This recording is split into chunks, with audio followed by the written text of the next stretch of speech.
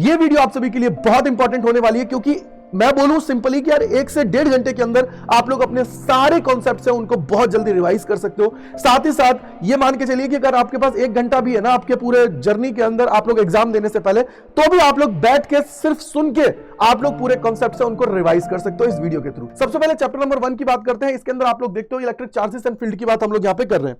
सबसे पहले आप लोग बॉडी की बात करते हो तो positively charge body, negatively charge body किस बेसिस पर डिसाइड करते हो? तो सर या तो बॉडी क्या कर रही होगी, इलेक्ट्रॉन्स को रिलीज कर रही होगी या इलेक्ट्रॉन्स को एक्सेप्ट कर रही होगी, उसके बेसिस पर आप लोग यहां पे देखते हो।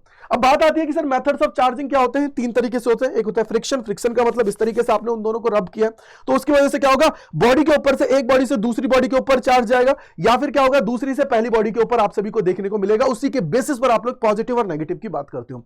दूसरा होता है कंडक्शन। कंडक्शन का मतलब क्या हुआ कि मैं यहां पे डायरेक्ट कांटेक्ट में लेके आ रहा हूं। तो डायरेक्ट कांटेक्ट में क्या होगा कि सर अगर मैं बोल रहा हूं कि अनचार्ज बॉडी को चार्ज बॉडी के साथ लेके आ रहा हूं तो चार्ज क्या होगा, दोनों पे इक्वली डिस्ट्रीब्यूट आप सभी का हो जाएगा। थर्ड आप सभी का क्या होता है, इंडक्शन। इंडक्शन का मतलब है कि मैं उसके साथ उसको डायरेक्ट कांटेक्ट में नहीं लेके आ रहा हूं, बस पास में लेके आ रहा हूं। तो आप ये देखोगे कि सर अगर पॉजिटिवली चार्ज रॉड को लेके जाओगे तो सामने वाली बॉडी के ऊपर नेगेटिव चार्ज आएगा, और अगर नेगेटिवली चार्ज रॉड को लेके जाओगे तो उस केस के अंदर सामने वाली बॉडी के ऊपर पॉजिटिव चार्ज आएगा। वहीं अगर मैं कूलम्ब्स लॉ की बात करता हूं तो आप बोलोगे F इज इक्वल टू यहां पे K Q1 Q2 divided by R square होता है। अगर मैं इसकी बात करूं तो ये वैलिड फॉर पॉइंट चार्ज होगा और इनवर्स स्क्वायर लॉ को क्या करता है, फॉलो करता है। वहीं अगर आपको कोई मीडियम गिवन है तो उस केस के अंदर आप बोलोगे कि F' is equal to F by K आप सभी का हो जाएगा, यानी कि जो भी डाइलेक्ट्रिक कांस्टेंट है उससे आप लोग क्या कर दोगे, डिवाइड कर दोगे। यही अगर मैं बात करूं प्रॉपर्टी ऑफ चार्जेस की तो आप पहला बोलोगे कंजर्वेशन ऑफ चार्जेस, यानी कि कंजर्वेशन ऑफ चार्ज का मतलब क्या हो कि sir charge neither be created not destroy, simply transfer from one body to another body. एक चीज याद रखिएगा, अगर आपके पास आपने 3 बॉडीज है उनको एक साथ लेके आए हो तो उसके बाद में आप देखोगे कि यार चार्ज अलग अलग उनको करते हो तो चार्ज पे क्या होगा कि बोला इक्वली डिस्ट्रीब्यूट हो जाएगा। तो उस केस के अंदर आप लोग अगर वैल्यू निकालते हो तो पहले को जोड़ो, दूसरे को जोड़ो, तीसरे अगर बॉडी के बारे में आपसे पूछ रहा है और उसके बाद में बोला गया है कि ईच बॉडी के ऊपर जितना चार्ज है तो उसको मल्टीप्लाई कर दोगे जितनी आपकी बॉडी है उतनी, और फिर आप लोग एक्स की वैल्यू फाइंड आउट कर सकते हो। तो इस पे बेस्ड 2024-2023 के अंदर सवाल आया तो अच्छे से कर लीजिएगा। यहीं पे एडिक्टिव प्रॉपर्टी का मतलब क्या हुआ, मैं बोलूंगा कि यार आप बोलोगे सर कोई भी मेरे पास एक आइसोलेटेड सिस्टम है उसके अंदर जितने भी मैं बोलूंगा चार्जेस हैं, बॉडीज हैं, तो उनका इंडिविजुअल है उन सभी का विद साइन हम लोग क्या करते हैं, सम कर देते हैं, तो उससे आपको पता लग जाएगा। थर्ड जो होता है क्वांटाइजेशन ऑफ चार्ज की बात करते हैं। अगर क्वांटाइजेशन ऑफ चार्ज की बात करते हैं तो Q is equal to plus minus N ही करते हो, यानी कि किसी भी बॉडी के ऊपर अगर मुझे निकालना है चार्ज की कितना ट्रांसफर हुआ है, कितना गया है, तो वो इस फॉर्मूले के थ्रू आप लोग निकाल सकते हो। पॉजिटिव तब लेना है जब पॉजिटिवली चार्ज बॉडी हो, नेगेटिव तब लेना है जब नेगेटिवली चार्ज बॉडी हो, बिकॉज पॉजिटिवली चार्ज बॉडी होगी तो वो अपने पास से इलेक्ट्रॉन्स को दूसरे को ट्रांसफर कर रही है, और अगर नेगेटिवली चार्जेस का मतलब क्या हुआ, दूसरे से वो इलेक्ट्रॉन्स को वहां पे ले रही है। इसके बाद में हम लोग आते हैं तो यहां पे देखो कंटिन्यूस चार्ज डिस्ट्रीब्यूशन की बात करते हैं तो 3 तरीके से आप लोग देखते हो। लीनियर चार्ज डिस्ट्रीब्यूशन यानी कि लेंथ के अलोंग आपने चार्ज को डिस्ट्रीब्यूट किया है जिसको लैम्डा से लिखते हो। दूसरा होता है सरफेस चार्ज डेंसिटी, यानी कि सर या डिस्ट्रीब्यूशन हम लोग बोल सकते हैं, इसमें आप लोग बोलोगे sigma is equal to charge per unit area की बात है, यानी कि एक पर्टिकुलर एरिया की बात कर रहे हो। थर्ड होता है वॉल्यूम के अलोंग जो आप लोगों ने डिस्ट्रीब्यूट किया। अब यहीं पे कई बार ऐसा होता है ना कि मेरे पास कोई भी एक चार्ज है, उसकी वजह से किसी एक गिवन पॉइंट के ऊपर इलेक्ट्रिक फील्ड की स्ट्रेंथ कितनी होती है, तो वो आप सभी की हो जाएगी E इज इक्वल टू, अब आप देखो क्या हो जाएगा, E is equal to K Q divided by R square आप सभी का हो जाती है, यानी कि जो फील्ड है वो इनवर्सली प्रोपोर्शनल है किसके, आर स्क्वायर के। वहीं अगर मैं फोर्स की बात करूंगा तो आप बोलोगे कि अगर कोई भी इलेक्ट्रिक फील्ड है उसकी वजह से अगर आप किसी चार्ज को वहां पे लेके आते हो तो वहां पे आपको फोर्स देखने को मिलेगा। F इज इक्वल टू कितना कर दोगे, QE आप सभी कर देते हैं। यही अगर मैं इलेक्ट्रिक डाइपोल की बात करता हूं, डाइपोल का मतलब क्या होता है, pair of equal and opposite charge separated by small distance की बात करते हैं, यानी कि P is equal to Q2A।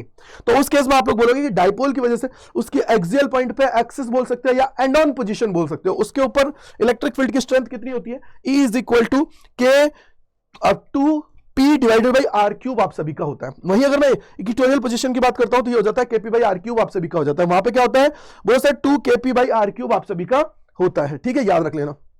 आगे जाता हूं मैं, अगर यहां पे टॉर्क की बात करता हूं तो टाउ इज इक्वल टू क्या हो जाता है, P sin थीटा आप सभी का हो जाता है। P इज इक्वल टू क्या होता है, बोलो सर Q2A रख सकते हो। तो इसी तरीके से चार्ज आप सभी से यहां पे पूछ सकता है, वेक्टर फॉर्म में लिखोगे तो टाउ का vector is equal to P का वेक्टर इंटू E का वेक्टर आप सभी को देखने को मिलता है।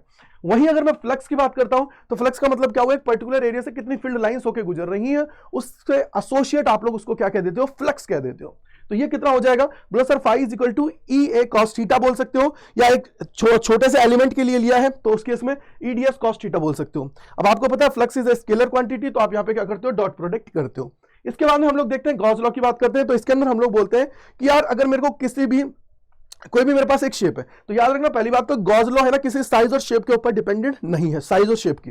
यहीं पे आप देखोगे कि अगर मैं यहां पे बोलता हूं कि यार इलेक्ट्रिक फ्लक्स निकालना चाहता हूं, तो आप बोलोगे कि यार मेरे पास कोई भी एक सरफेस है ना, उसके एनक्लोज्ड चार्ज होना चाहिए, यानी कि उसके अंदर चार्ज होना चाहिए। अगर ऐसी कंडीशन है तो आप बोल दोगे यहां पे कि यार फाई इज इक्वल टू क्या हो जाएगा, summation of Q divided by epsilon not, और चार्ज सिर्फ एनक्लोज्ड वाला लोगे, अंदर वाला चार्ज लोगे, बाहर वाले से हमें कोई मतलब नहीं है, और साइज और शेप से कोई फर्क नहीं पड़ता है। ठीक है जी, आगे आप लोग देखोगे कि अगर इसकी एप्लीकेशन की बात करते हैं तो इनफाइनाइटली लॉन्ग स्ट्रेट वायर है, उसकी वजह से कितना हो जाता है, आप यहां पे बोल सकते हो lambda divided by 2 pi epsilon naught R भी बोल सकते हो, या फिर ऊपर नीचे दोनों से दो से मल्टीप्लाई कर दोगे तो ये हो जाएगा 2k लैम्डा अपॉन आर, आप सभी का हो जाता है। यही अगर मैं बोलूं कि मेरे पास कोई भी इनफाइनाइट प्लेन शीट की बात करते हो तो उसके लिए क्या हो जाता है, एक प्लेट की वजह से E is equal to sigma upon में 2 एप्सिलॉन नॉट आप सभी का हो जाता है।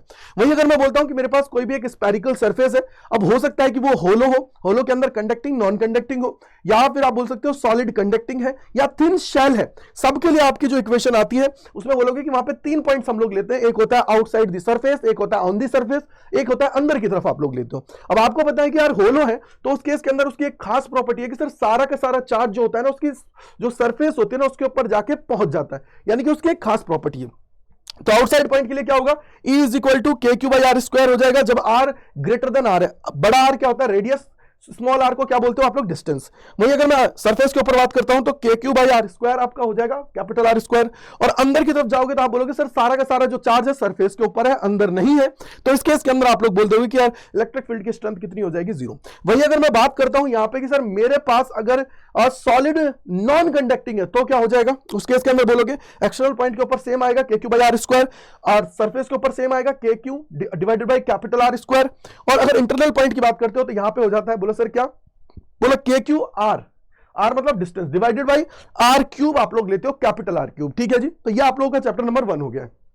अब बात करते हैं चैप्टर नंबर 2 की। तो यहां पे आप लोग बोलोगे कि यार इलेक्ट्रिक पोटेंशियल जो है ना, अकेला कोई टर्म नहीं है। हम लोग पहले पोटेंशियल डिफरेंस की बात करते हैं। किसकी बात करते हैं बेटा जी, पोटेंशियल डिफरेंस की बात करते हैं। वहां पे हम लोग बोल देते हैं कि भैया VB minus V A is equal to W upon में क्यू नॉट आप सभी का होता है, यानी कि potential difference is equal to W upon में क्यू नॉट हो गया। अब मैं ये कह दूं कि मान लो मेरा जो ए पॉइंट है वो इंफिनिटी के ऊपर है, तो क्या होगा, तो आप जानते हो कि यार potential due two point charge कितना होता है, V is equal to K Q by are. अगर R तुम्हारा क्या हो जाएगा, इनफाइनाइट हो जाएगा, तो उस केस के अंदर पोटेंशियल कितना हो जाएगा, 0। दैट्स व्हाई हमारा क्या आता है, V is equal to W upon में क्यू नॉट आप सभी का आता है।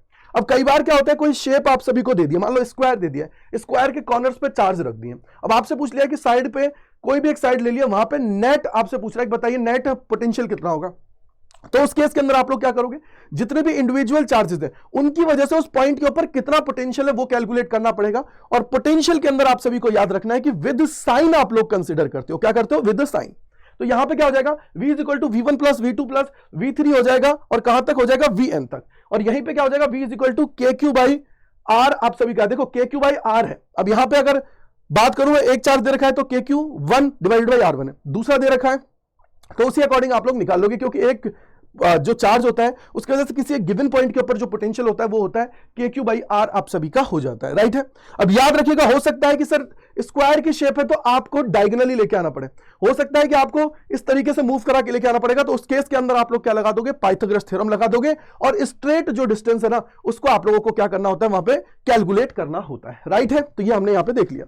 इसके बाद अगर मैं बात करूं कि डाइपोल की वजह से बात करेंगे तो यहां पे जर्नल पॉइंट आप सभी का होता है, वो कितना हो जाता है, V is equal to KP cos theta divided by क्या होता है, आर स्क्वायर। अगर मैं इसकी एक्सिस की बात करता हूं तो थीटा 0 डिग्री हो जाता है एक्सियल पॉइंट पे, तो ये कितना हो जाएगा, बोला sir V is equal to KP by R square आप सभी का हो जाएगा। और अगर मैं इक्वेटोरियल पॉइंट पे बात करूंगा तो आप जानते हैं इक्वेटोरियल पॉइंट का मतलब क्या होता है, 90 डिग्री। तो 90 डिग्री पे आपका थीटा 90 हो गया, तो इस केस के अंदर क्या हो जाएगा, 0 आप सभी का हो जाता है।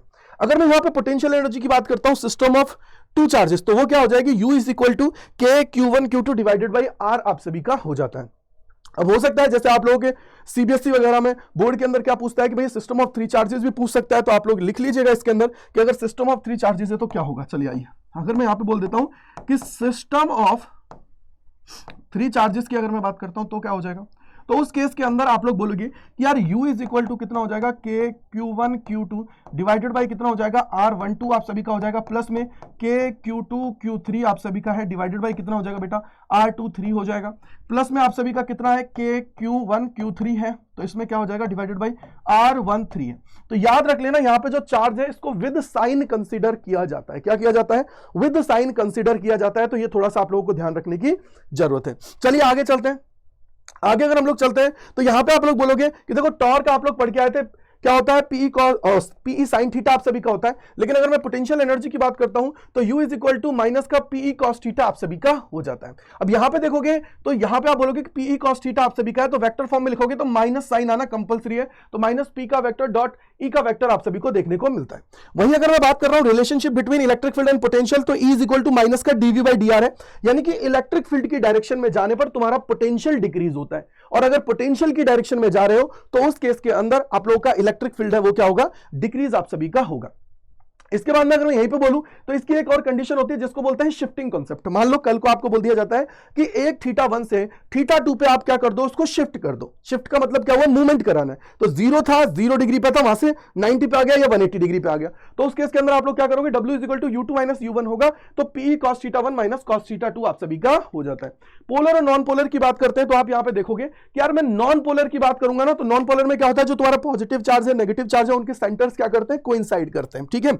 और इलेक्ट्रिक फील्ड अप्लाई करोगे तो उस केस के अंदर क्या होगा, पॉजिटिव को अपनी डायरेक्शन के अंदर फोर्स लगाएगा इलेक्ट्रिक फील्ड, नेगेटिव को अपनी डायरेक्शन के अपोजिट लगाएगा। वही अगर मैं पोलर की बात करता हूं तो उसके अंदर क्या होता है, सेंटर्स कोइंसाइड नहीं करेंगे, लेकिन इसके अंदर आपको परमानेंट इलेक्ट्रिक डाइपोल मूवमेंट है वो देखने को मिलेगा। किसके अंदर, पोलर के अंदर।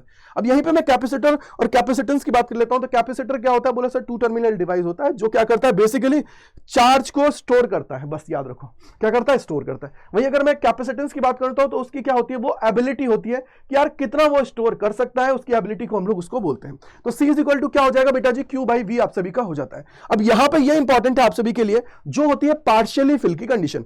मैं अगर पार्शियली फिल का मतलब क्या हुआ कि सर अगर मैं बोल रहा हूं कि मेरे पास कोई भी पैरेलल प्लेट कैपेसिटर है, उसके बीच में, बीच का मतलब क्या है, पूरा कंप्लीट नहीं भरा, मैंने उसके अंदर T जो आपकी थिकनेस है वो स्लैब उसके अंदर इंट्रोड्यूस कर दिया, कंप्लीट नहीं भरा है, अगल बगल से खाली है, तो उसको बोलते हैं पार्शियली फिल। तो उस केस के अंदर C इज इक्वल टू कितना हो जाता है, epsilon naught A divided by D minus T plus T by K आप सभी का है, तो यहां से माइनस T आप कॉमन लेंगे, तो epsilon naught A divided by D minus T 1 minus 1 upon K आप सभी का हो जाता है। वही मैं बोलता हूं कि यार मैं कंप्लीटली भर देता हूं अब, यानी कि T बराबर क्या हो जाएगा, D क्या हो जाएगा, तो उस केस के अंदर क्या हो जाएगा, C is equal to K epsilon naught A by D आप सभी का हो जाता है। अब यहां पे आप सभी के दो कॉम्बिनेशन होते हैं, एक होता है सीरीज कॉम्बिनेशन, एक होता है पैरेलल कॉम्बिनेशन। सीरीज के अंदर 1/C is equal to 1/C1 plus 1/C1 C2 plus 1/C3 है, और वही पैरेलल के अंदर बात करोगे तो C equivalent is equal to कितना हो जाएगा बेटा जी, C1 plus C2 plus C3 आप सभी का हो जाएगा। अब यहां पे आइए कि अगर मैं एनर्जी स्टोर की बात करता हूं तो हाफ CV स्क्वायर आप सभी का होता है, याद रख लीजिएगा इसको। और आप लोग अगर सॉल्व करना चाहते हो तो यहां पे आप देख सकते हो Q बराबर CV लेके भी आप लोग इसको सॉल्व कर सकते हो। मान लीजिए एक बार C की वैल्यू रख दिया, ठीक है जी, एक बार C की वैल्यू रख दिया, एक बार V की वैल्यू रख दिया, तो उसके अकॉर्डिंग भी आप लोग निकाल सकते हो, ठीक है जी। तो इस तरीके से आप लोगों का सेकंड चैप्टर है वो कंप्लीट होता है। अब बारी आ गई थर्ड चैप्टर की, जिसका नाम है करंट इलेक्ट्रिसिटी। अब ये जो करंट इलेक्ट्रिसिटी है, बेसिकली आपने देखा कि स्टार्टिंग के दोनों चैप्टर्स के अंदर चार्ज मेरा क्या था, रुका हुआ था, लेकिन यहां पे क्या हुआ, चार्ज ने मोशन स्टार्ट किया। तो मैं बोलूंगा कि the rate of flow electric charge through a conductor is called electric current. तो ये हमारा क्या हो जाता है, I is equal to Q by T आप सभी का हो जाता है। लेकिन सबसे बड़ी बात ये होती है सर यहां से सवाल नहीं आते हैं आजकल, कहां से आते हैं, आपको बोल दिया जाएगा कि भाई मेरे को यहां पे एवरेज करंट निकालो। तो एवरेज का मतलब क्या हुआ, एक पर्टिकुलर टाइम फ्रेम के अंदर की बात कर रहे हैं, तो ये क्या हो जाएगा, I average is equal to del Q by del T है। वहीं अगर मैं बात करता हूं किसी एक पर्टिकुलर इंस्टेंट, जैसे मैंने बोला कि यार मैं गाड़ी चला रहा हूं, तो मैंने बोला 4:16 पे उस टाइम पे बता कितनी स्पीड है, तो वो आप लोगों का क्या हो जाएगा, एक इंस्टेंट की बात करेगा, यानी कि एट एनी इंस्टेंट। तो उस केस में क्या हो जाएगा, dQ बाई dt आप सभी का है। लेकिन आजकल थोड़ा सा और वो आगे बढ़ने लग गया, जहां पे वो आपसे Q पूछने लग गया है, तो आप बोलोगे कि भैया यहाँ पे कितना हो जाएगा, dQ इज इक्वल टू क्या हो जाएगा, I dt आप सभी का हो जाएगा। तो यहां से अगर आप लोग Q निकालते हो तो Q इज इक्वल टू क्या है, इंटीग्रेशन आपको करना है T1 से T2 I dt आप सभी का है, तो इसको रख के भी आप लोग सॉल्व कर सकते हो। अब करंट डेंसिटी की बात कर लेते हैं, ये क्या होती है, J is equal to I by A आप सभी का है। और एक हमारी रिलेशनशिप होती है किसके बीच में, जैसे आप यहाँ पे देखोगे ना करंट और ड्रिफ्ट वेलोसिटी के बीच में, तो I is equal to NEAVD आप सभी का होता है। तो अगर इसको मैं यहाँ पे रखता हूं तो A से A कट जाएगा, NEVD आप सभी का आ जाएगा। वेक्टर फॉर्म में लिखोगे तो आप इजीली इसको लिख सकते हो। अब मैं बोलता हूं ड्रिफ्ट वेलोसिटी। ड्रिफ्ट वेलोसिटी का मतलब क्या होता है कि सर हम लोग जानते हैं कि कंडक्टर की बात करते हैं तो उसके अंदर इलेक्ट्रॉन क्या करते हैं, रैंडम मोशन करते हैं, रैंडमली मोशन कर रहे हैं, इधर उधर भाग रहे हैं। लेकिन सबसे बड़ा जो टास्क है ना वो क्या है, सबसे बड़ा जो टास्क है वो ये है कि सर कैसे उनको मैं अलाइन करूं कि वो पॉजिटिव टर्मिनल की तरफ मूव करें। तो उस केस के अंदर मैं क्या करता हूं, यहां पे एक बाहर से इलेक्ट्रिक फील्ड अप्लाई करता हूं, यानी कि एक बैटरी मैंने कनेक्ट कर दी। अब बैटरी कनेक्ट करते ही क्या है, इलेक्ट्रॉन्स क्या करेंगे, पॉजिटिव टर्मिनल की तरफ मूव करेंगे under the influence of external electric field. तो उसके अंदर जब वो मूव कर रहे हैं तो उसको हम लोग क्या बोलते हैं, जिस वेलोसिटी से वो मूव कर रहे हैं उसको बोलते हैं ड्रिफ्ट वेलोसिटी। तो आप अगर इसको मैग्नीट्यूड की फॉर्म में निकालोगे तो VD is equal to E का क्या जाएगा, VD is equal to E divided by M multiply by tau है। लेकिन वेक्टर फॉर्म में निकालोगे तो आप जानते हो इलेक्ट्रिक फील्ड की डायरेक्शन ये है और वेलोसिटी अलग है, अपोजिट डायरेक्शन में। तो इस वजह से क्या हो जाएगा, VD का vector is equal to minus E का vector divided by M multiply by tau आप सभी का है। अब यहीं पे आप लोगों का मोबिलिटी भी पूछ लेता है। मोबिलिटी का मतलब क्या होता है, बोलो sir drift velocity per unit electric field की बात कर रहे हैं। तो ये क्या हो जाएगा, बोलो सर यहां से ई से ई कट जाएगा तो ई टाउ डिवाइडेड बाई एम आप सभी का हो जाता है।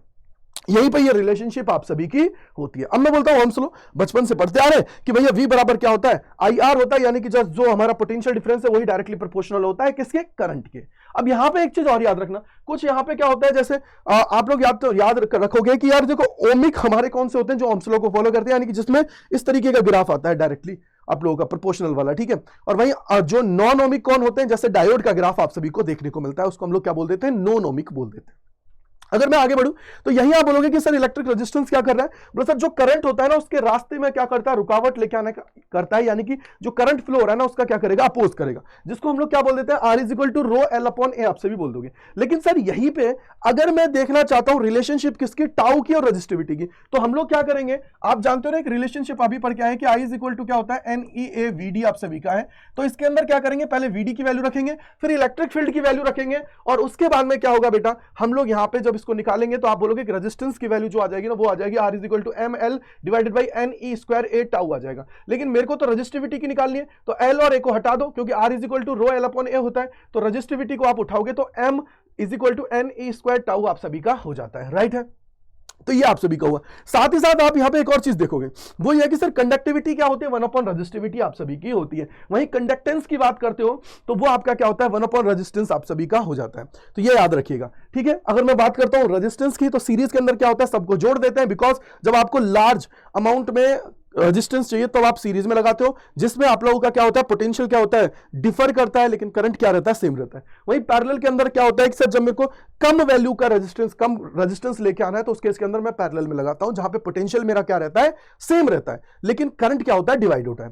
पावर की बात करोगे तो पावर इक्वल टू क्या हो जाएगा, W अपॉन T हो जाएगा, या पावर इक्वल टू आप लोग क्या बोल सकते हो, VI बोल सकते हो, या I स्क्वायर R बोल सकते हो, या आप लोग बोल सकते हो V स्क्वायर बाई R, आप सभी लेके आ सकते हो। वहीं अगर मैं बात करूं टेम्परेचर डिपेंडेंसी ऑफ रेजिस्टेंस, देखो आप जानते हो, जैसे मैं एक एग्जांपल लेता हूं वायर का। वायर में क्या होता है कि सर जैसे ही टेम्परेचर बढ़ता है ना तो उसकी लेंथ है ना वो क्या होती है, इंक्रीज होती है टेम्परेचर बढ़ने पर, ठीक है। अगर टेम्परेचर बढ़ा, लेंथ बढ़ी तो मतलब रेजिस्टेंस बढ़ा, क्यों, R is equal to rho L upon A है, तो डायरेक्टली प्रोपोर्शनल लेंथ की है, ठीक है जी। तो यानी कि सर मेरा टेम्परेचर, मेटल्स की केस की बात कर रहा हूं, तो यहां पे क्या हुआ कि सर टेम्परेचर बढ़ाने पर रेजिस्टेंस बढ़ेगा। तो उस केस में मेरे से पूछा जा सकता है ना, बताओ टेम्परेचर डिफरेंस कितना है, तो आप बोलोगे कि R2 is equal to R1 1 plus alpha del T आप सभी का होता है। डेल टी का मतलब क्या है, टेम्परेचर डिफरेंस की बात हम लोग यहां पे करते हैं। और ये जो आपका अल्फा होता है ना, ये होता है आपका टेम्परेचर कोफिशिएंट। तो याद रखना, अगर मैं बात कर रहा हूं किसका केस की, मैं अगर बात कर रहा हूं मेटल्स की, तो मेटल्स में कैसा होगा, बोला सर रेजिस्टेंस आप सभी का बढ़ रहा है, रेजिस्टेंस बढ़ेगा तो उनका डिफरेंस क्या आएगा, R2 माइनस R1 करोगे तो पॉजिटिव आएगा। इस वजह से अल्फा क्या होता है, मेटल्स के लिए पॉजिटिव होता है। वहीं अगर मैं बात करूं सेमीकंडक्टर्स के लिए तो नेगेटिव आप सभी को देखने को मिलता है। अब यहां पे बात कर लेते हैं इलेक्ट्रिक सेल की। इलेक्ट्रिक सेल के अंदर क्या होता है, E और V। E का मतलब क्या होता है, EMF। मतलब मैं कहता हूं कि सर मान लीजिए मैं कोई भी कंपनी से सेल लेके आया और मैंने उससे एक्सटर्नल सर्किट नहीं कनेक्ट कराया है, तो उस केस के अंदर जो मैक्सिमम पोटेंशियल डिफरेंस आएगा कि भैया जब कोई भी करंट फ्लो नहीं कर रहा है, तो maximum potential difference when there is no current flowing through the cell, उसको हम लोग क्या बोलते हैं, EMF, ठीक है जी। पोटेंशियल, टर्मिनल पोटेंशियल किसे कहते हैं कि मैंने अब क्या कर दिया, उससे एक बल्ब लगा दिया। अब बल्ब लगाने पर क्या होता है, करंट फ्लो होगा। करंट फ्लो होने पर जो पोटेंशियल डिफरेंस आएगा तो उसको हम लोग बोलते हैं टर्मिनल पोटेंशियल डिफरेंस। तो आपको पता होना चाहिए EMF हमेशा V से बड़ा ही आएगा, ठीक है जी, ये याद रखना। तो ये क्या हो जाएगा, प्लस में IR। इंटरनल रेजिस्टेंस क्या हुआ, जब करंट फ्लो करेगा तो उस टाइम पे आप लोगों के जो इलेक्ट्रोलाइट्स होते हैं ना सेल के अंदर, तो वो क्या करते हैं, वो भी अपोज करते हैं, थोड़ा आप लोगों का ड्रॉप कराते हैं। तो उस केस की बात करेंगे तो ये क्या हो जाएगा, E is equal to V plus IR है, और यहाँ पे V इज इक्वल टू क्या हो जाएगा, E माइनस में IR हो जाएगा, राइट है।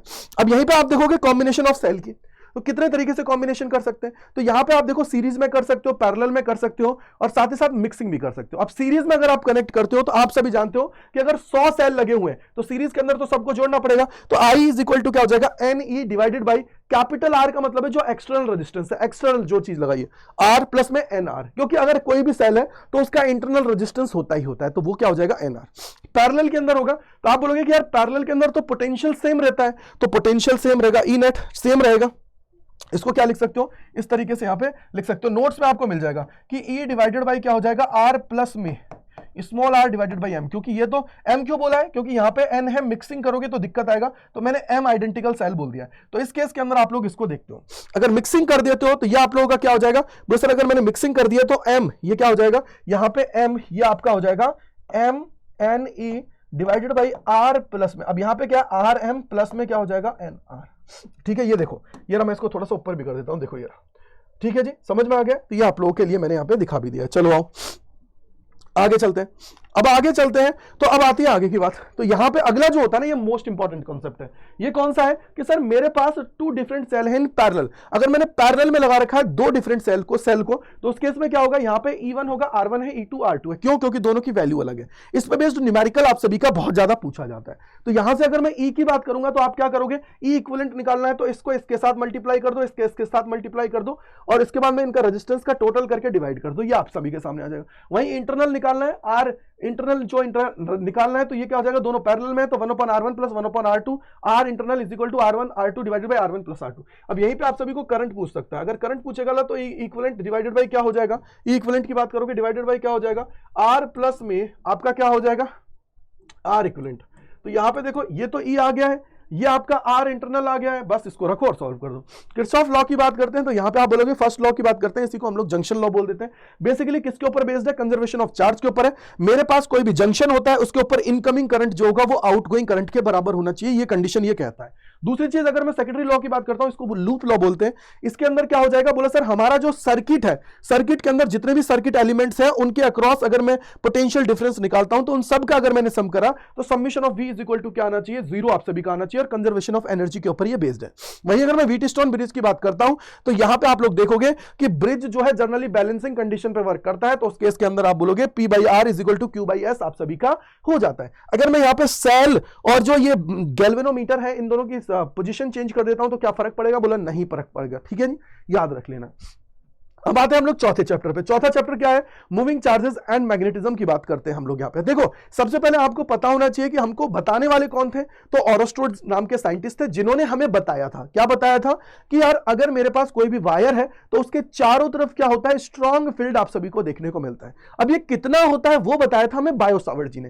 क्या अगर मैं कोई भी एलिमेंट ले लेता हूं तो उस एलिमेंट की वजह से किसी एक गिवन पॉइंट पे P पे तो कितना तुम्हारा मैग्नेटिक फील्ड की स्ट्रेंथ होगी, यानी कि मैग्नेटिक फील्ड होगा उस पॉइंट के ऊपर, तो वो होता है dB is equal to mu naught upon 4 pi IDL sin theta divided by R square होता है। अब मान लीजिए मैंने बोला कि सर ठीक है आपने ये बता दिया, अब अगर मैं बोलता हूं मेरे पास कोई सर्कुलर कॉइल है उसकी वजह से किसी गिवन पॉइंट के ऊपर पोटेंशियल कितना होगा, तो वो आप सब वो पोटेंशियल नहीं, हम बोलेंगे उस पॉइंट के ऊपर उसकी फील्ड की स्ट्रेंथ कितनी होगी मैग्नेटिक फील्ड की, तो वो आप बोलोगे B axial is equal to mu not NI A square. A का मतलब होता है उसका रेडियस जो होती है 2A square plus x square की पावर 3/2। अब मैं ये बोलता हूं कि सर मान लो उसको, अब जो ये पॉइंट P था इसको उठा के सेंटर के ऊपर ले आओ, तो सेंटर पे क्या हो जाएगा, जो x थी x की वैल्यू क्या हो गई 0, x की वैल्यू 0 होते ही ये क्या हो जाएगा, बोले सर B सेंटर के ऊपर mu not NI divided by 2A आप सभी का हो जाता है। यहीं पे अब मैं बोलता हूं कि सर एम्पियर सर्किटल लॉ के अंदर क्या होता है, बोले sir close integration of B का वेक्टर डॉट DL का वेक्टर इज इक्वल टू क्या हो जाता है, म्यू नॉट I हो जाता है। अब मैं बोलता हूं कि मान लो मेरे पास एक स्ट्रेट वायर है, उसकी वजह से किसी गिवन पॉइंट के ऊपर मैग्नेटिक फील्ड निकालूंगा तो क्या हो जाएगा,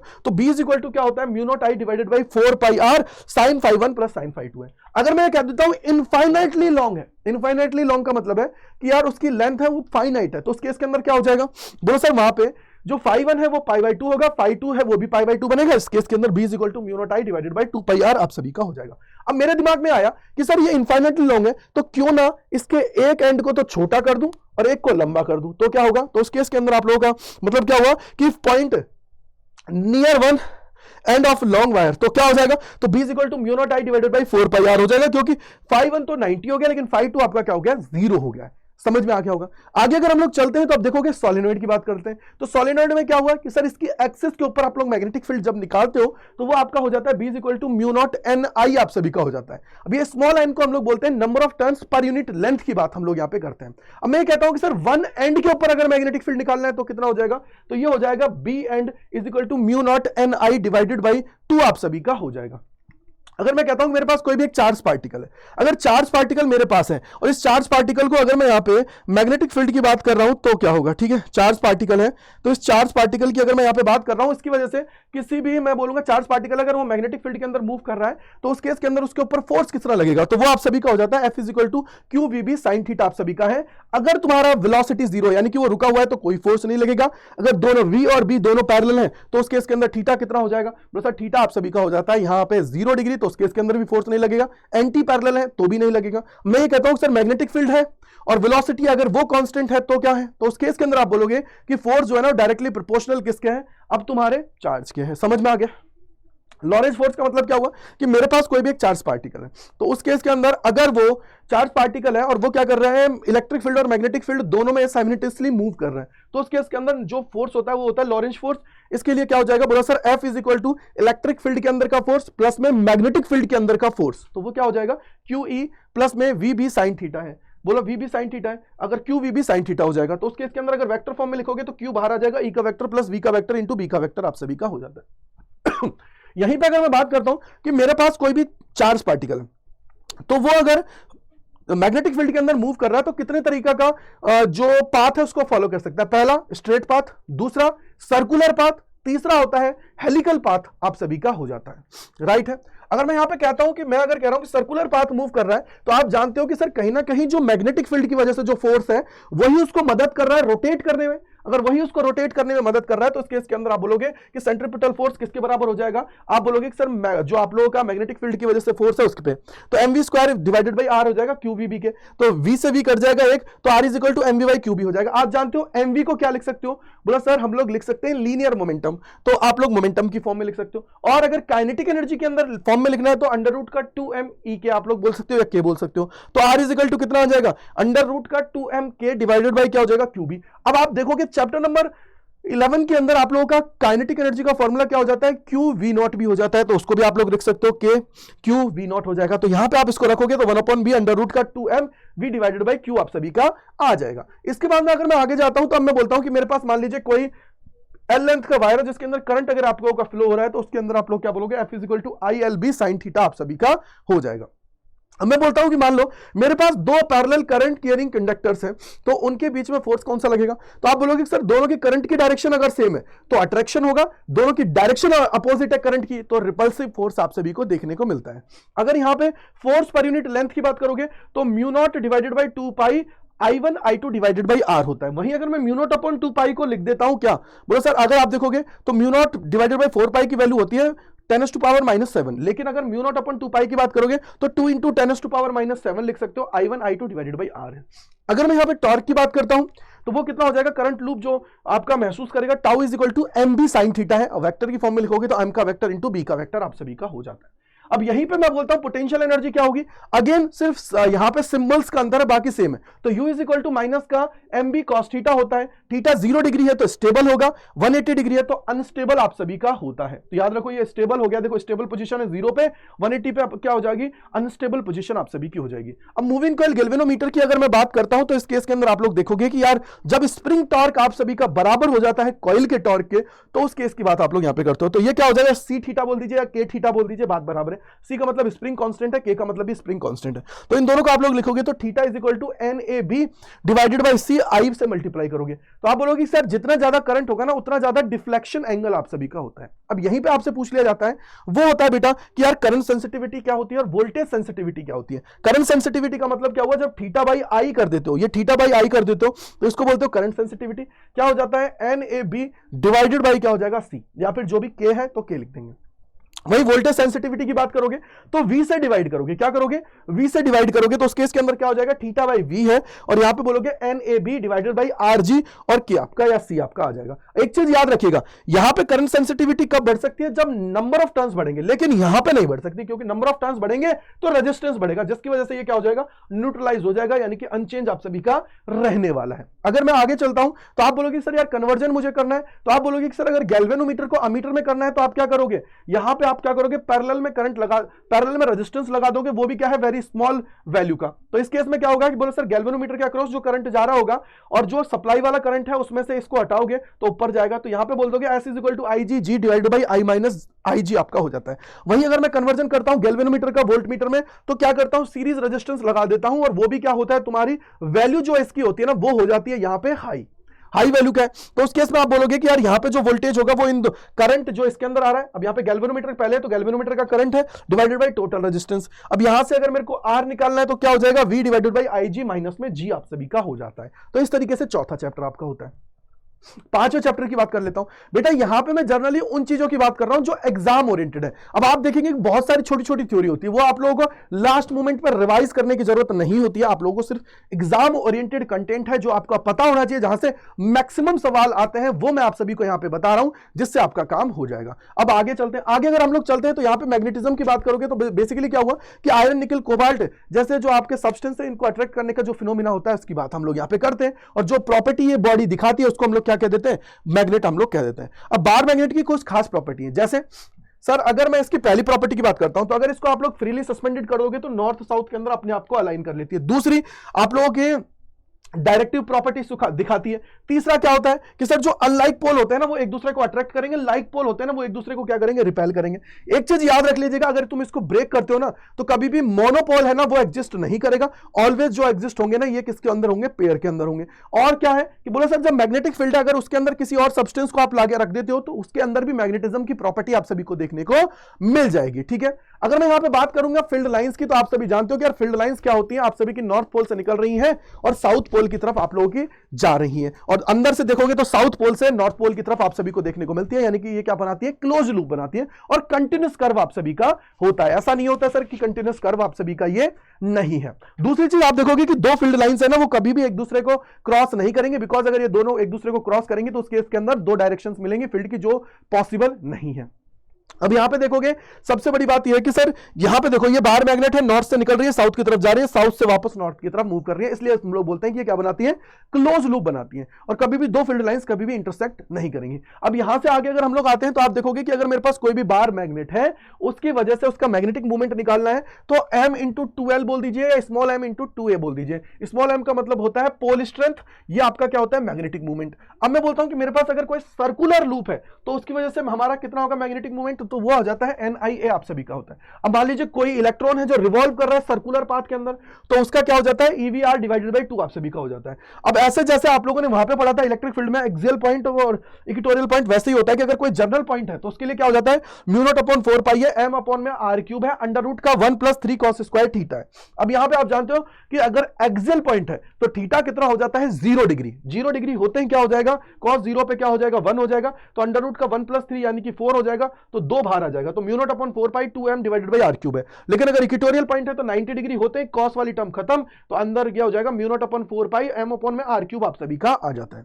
अब यहीं पे गॉस लॉ की बात करते हैं तो इसके अंदर ये होता है कि यार कोई भी अगर मेरे पास सरफेस है तो उसके अंदर जितनी फील्ड लाइंस एंटर कर रही हैं, अब यहां पे क्या होगा, क्लोज सरफेस की बात होगी, तो जितनी फील्ड लाइंस एंटर करेंगी उतनी ही बाहर निकल जाएंगी, जिस वजह से उसके अंदर जो नेट फ्लक्स होगा ना वो कितना हो जाता है हमारा, 0। डायमैग्नेटिक सब्सटेंस क्या होते हैं, मतलब सर जिनकी ससेप्टेबिलिटी नेगेटिव होती है, यानी कि 0 से लेके -1 के बीच में लाई करती है, और जिसकी रिलेटिव परमेबिलिटी है वो हमारी क्या होती है, 0 से लेके 1 के बीच में लाई करती है, उसको हम लोग डायमैग्नेटिक सब्सटेंस कहते हैं। बेसिकली अगर हम लोग ऐसे सब्सटेंस को मैग्नेटिक फील्ड के अंदर रखते हैं तो ये क्या करेंगे, उसका अपोज करेंगे, और ऑलवेज क्या करेंगे, स्ट्रॉन्ग मैग्नेटिक फील्ड से वीक मैग्नेटिक फील्ड की तरफ क्या करते हैं, मूव करते हैं। दूसरा क्या होता है, एग्जाम्पल आपके सामने है, इनको आप लोग देख लेंगे, कौन कौन सा एंटीमनी है, बिस्मिथ है, कॉपर है, तो इसको आप लोग यहाँ पे समझ लेंगे। आगे अगर हम लोग चलते हैं तो यहीं पे आप देखोगे पैरामैग्नेटिक सब्सटेंस, तो बेटा जी ये थोड़ा सा अच्छा सब्सटेंस होता है। मतलब क्या कि सर इनकी जो ससेप्टेबिलिटी होती है ना थोड़ी पॉजिटिव होती है, स्मॉल पॉजिटिव होती है, कि आप भैया अगर तुम इसको मैग्नेटिक फील्ड के अंदर रखोगे तो ये अपने आप को उसको अलाइन कर लेगा, ऐसा नहीं है अलाइन नहीं करेगा, अपोज नहीं करेगा, अपने आप को अलाइन कर लेगा, लेकिन स्ट्रांगली नहीं कर पाता है। राइट है, समझ में आ गया। तो यहां पे आप लोग बोलोगे कि वैल्यू किस तरीके से होती है। वही अगर मैं बात करता हूं फेरोमैग्नेटिक सब्सटेंस का, तो फेरोमैग्नेटिक सब्सटेंस वो सब्सटेंस होते हैं सर जिनको अगर मैग्नेटिक फील्ड में आपने रखा तो ये अपने आप को क्या करेंगे 100% अलाइन कर लेंगे इन द फील्ड ऑफ जो आपका मैग्नेटिक फील्ड की डायरेक्शन है, और उसी के अंदर अपने आप को अलाइन कर लेंगे, यानी कि स्ट्रॉन्ग की तरफ मूव करने लग जाएंगे। तो इसका एग्जांपल कौन सा है, iron nickel cobalt is the example of that. और सबसे बड़ी बात है कि इसकी जो ससेप्टेबिलिटी है, ससेप्टेबिलिटी का मतलब होता है कि कितनी फील्ड लाइंस को वो अपने अंदर से होकर गुजरने देगा, वो उसकी जो एबिलिटी होती है ना उसकी बात हम लोग यहाँ पे करते हैं। ठीक है जी, तो ये सारा क्या होता है 1 से बड़ा होता है। यहीं पे आपका एक लॉ होता है जिसको बोलते हैं क्यूरी लॉ। तो क्यूरी लॉ बेसिकली आप लोगों का पैरामैग्नेटिक सब्सटेंस के लिए होता है, जिसके अंदर आप बोलते हो कि जो ससेप्टेबिलिटी होती है ना पैरामैग्नेटिक सब्सटेंस की, वो इनवर्सली प्रोपोर्शनल होती है एब्सोल्यूट टेंपरेचर के। जैसे टेंपरेचर बढ़ेगा ना तो ससेप्टेबिलिटी क्या होती है, कम आप सभी की हो जाती है, याद रख लीजिएगा। और यहां पे जो सी होगा ना उसको बोलते हैं क्यूरी कांस्टेंट। एक होता है जिसको बोलते हैं क्यूरी टेंपरेचर। इस पे क्या होता है कि सर जी अगर मैं यहां पे बोलता हूं, देखो ये रहा क्यूरी टेंपरेचर क्या हो जाएगा, बोले सर इसके अंदर क्या है कि यार हमारा जो हम जब टेंपरेचर बढ़ाते हैं तो फेरोमैग्नेटिक सब्सटेंस है ना वो कन्वर्ट हो जाता है किसके अंदर, पैरामैग्नेटिक सब्सटेंस पे। जिस टेंपरेचर पे होता है उसको हम लोग बोल देते हैं यहाँ पे क्यूरी टेंपरेचर, और उसी को हम लोग क्या बोल देते हैं, ट्रांजिशन टेंपरेचर भी बोल देते हैं। तो ये क्या हो जाएगी, susceptibility is equal to C divided by T minus TC आप सभी का हो जाता है। ठीक है जी, और यहाँ पे सी क्या होता है, टीसी क्या होता है, बोले सर क्यूरी आपका टेंपरेचर आपको देखने को मिल जाता है। ठीक है जी, आगे चलते हैं। आगे अगर हम लोग चलते हैं तो अब चैप्टर नंबर 6 के अंदर आगे हैं। तो चैप्टर नंबर 6 के अंदर इलेक्ट्रोमैग्नेटिज्म की जो आप लोग का इलेक्ट्रोमैग्नेटिक इंडक्शन है उसकी बात करेंगे। जैसे आप लोगों ने यहां तक देखा है कि सर अभी तक हमने क्या देखा कि यार हमने देखा कि चार्ज की वजह से करंट था, करंट की वजह से मैग्नेटिक फील्ड था। अब मैं मैग्नेटिक फील्ड की वजह से क्या हम लोग यहाँ पे वापस से उसकी तरफ जा सकते हैं, ईएमएफ की तरफ, उसको हम लोग यहाँ पे देखने वाले हैं। तो वही फिनोमेना जो होता है, अब ये क्या होता है, इंड्यूस करंट और इंड्यूस ईएमएफ किसकी वजह से होता है, जब आप लोगों का change in magnetic field lines होता है किसी एरिया से एसोसिएट या क्लोज जो सर्किट होता है ना उससे एसोसिएट, उसकी बात करते हैं। तो यहां पे आप लोग देखोगे अब कंडीशन क्या होती है कि सर या तो तुम एक मैग्नेट ले लो और उसके साथ एक क्या ले लो, बार मैग्नेट ले लो, नहीं एक कॉइल ले लो एक बार मैग्नेट ले लो। अब इसको क्या करोगे, मूव कराओगे। तो याद रखना फील्ड चेंज होना चाहिए, या तो तुम उसके पास लेके आओ या उससे दूर लेके आओ, उससे कोई फर्क नहीं पड़ता है। यहां पे अगर चेंज इन आप लोग बोलोगे फ्लक्स हो रहा है उससे एसोसिएट, तो उस केस के अंदर ईएमएफ इंड्यूस्ड आप सभी का होगा। और सर्किट अगर क्लोज्ड है तो उस केस के अंदर आपको इंड्यूस करंट भी देखने को मिलेगा। तो यहां पे अगर फ्लक्स की बात करते हैं तो again phi is equal to क्या हो जाएगा, बी का वेक्टर डॉट ए का वेक्टर, और ये क्या हो जाएगा कॉस थीटा की फॉर्म में अगर आप लिखना चाहते हो तो बी ए कॉस थीटा आप सभी का हो जाता है। वहीं फैराडेज लॉ की बात करते हैं तो ये आपको कहता है कि चेंज इन फ्लक्स जो होता है ना विद रिस्पेक्ट टू टाइम वो डायरेक्टली प्रोपोर्शनल होता है किसके, ईएमएफ के। तो ई जो है directly proportional del phi by del T आप सभी बोल दोगे। यही अगर मैं फैराडेज लॉ की बात करूंगा तो आप बोलोगे सेकंड लॉ के अंदर क्या बोलोगे, बोला इंड्यूस ईएमएफ होता है ना वो क्या करता है, बेसिकली अपोज करता है चेंज इन फ्लक्स का। तो ई इज इक्वल टू क्या हो जाएगा, माइनस का आप बोलोगे माइनस का N D phi by D T आप सभी का हो जाता है। अब यहीं पे आता है कि सर मान लो मैं कहता हूं कि अगर ये आप लोगों के पास है, यहां पे आपने ईएमएफ निकाल दिया, अगर करंट निकालना है तो क्या हो जाएगा, ई बाई आर हो जाएगा, क्योंकि इंड्यूस करंट की बात कर रहे हो तो ई बाई आर हो जाएगा। तो यहां पे क्या हो जाएगा, माइनस का एन बाई आर है तो del phi by del T आप सभी का हो जाएगा। अगर इंड्यूस करंट इंड्यूस चार्ज निकालना चाहते हो तो क्या हो जाएगा, बोलो sir Q is equal to, क्योंकि आप देख रहे हो ना अब यहां पे छोटा टाइम फ्रेम है, डेल टी मतलब हमने डेल टी छोटे टाइम फ्रेम के लिए यूज कर रहे हैं, तो आई इज इक्वल टू क्या हो जाएगा, Q divided by del T. अगर ऐसी कंडीशन है तो Q is equal to I del T आप सभी का हो जाएगा। इस केस के अंदर बोलोगे कि माइनस का N del phi by R आप सभी का हो जाएगा। लेंज लॉ क्या करता है, बोला सर जिनके कारण इनकी उत्पत्ति हुई है ऑलवेज उसका अपोज करेगा, यानी कि अगर मैग्नेट तुम्हारी तरफ आ रही है तो तुम्हें उसका अपोज करना है। अगर उसका नॉर्थ पोल आ रहा है तो तुम्हें यहां पे नॉर्थ पोल बनाना है, अगर वो तुमसे दूर जा रही है तो तुम्हें साउथ पोल लगाना है, यानी कि ऑलवेज तुम्हें क्या करना है, अपोज करना है। याद रख लीजिए ऑलवेज क्या करना है, अपोज। और वहीं अगर मान लो कि तुम्हारे पास कोई भी मैग्नेटिक फील्ड है और उसके अंदर क्या हो रहा है कि मेरी कोई कंडक्टिंग रॉड है वो मूव कर रही है, तो उसकी वजह से फील्ड लाइंस कट हो रही है, तो उसकी वजह से आपको ईएमएफ देखने को मिलेगा। वो कितना होता है, E is equal to B L V आप सभी का होता है।